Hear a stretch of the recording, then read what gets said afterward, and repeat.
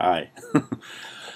um, so I'm thinking about kind of my history with unions and how I first got involved with unions and what my thoughts were about unions. And it's funny, and you're talking with other academics, and very often that's a big question. Like academics and unions; these are very different kinds of work. And how did you get involved in that? What turned you, right?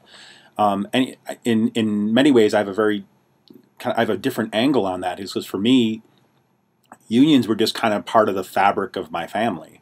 My mother, my stepfather, my stepmother, and my dad, they were all public school teachers. They were all actively involved with the union in one form or another.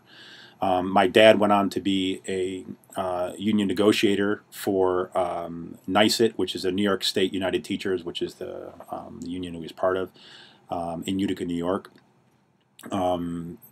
Strikes happened. They happened in the Utica School District where my parents taught.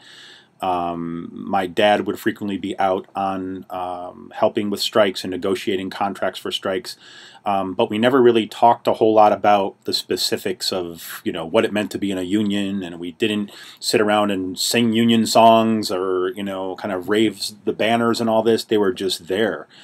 It was kind of like a fact of life.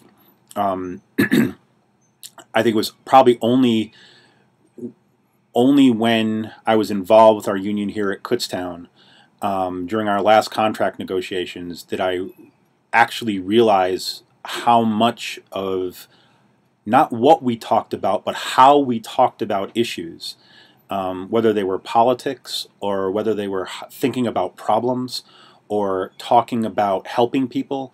Only then did I really realize how much of union culture was kind of passed on to me. Almost in a weird way, it seems like as seamless as like at the genetic level, right? In fact, people say this all the time about my father and I.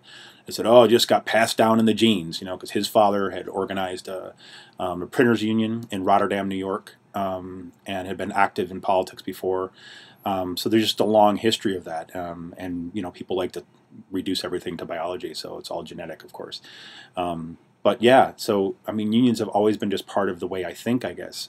And that was true in high school when I got involved with a variety of different political causes. In college, when we started helping out and working with solidarity movements with Central American refugees, to when I started looking for a job. Thinking about labor and just doing the right thing of like helping out your fellow brothers and sisters is just what you do. It's doing the right thing, and that's something that was passed on to me since, God, as long as I can remember. So that's like a little bit of the background.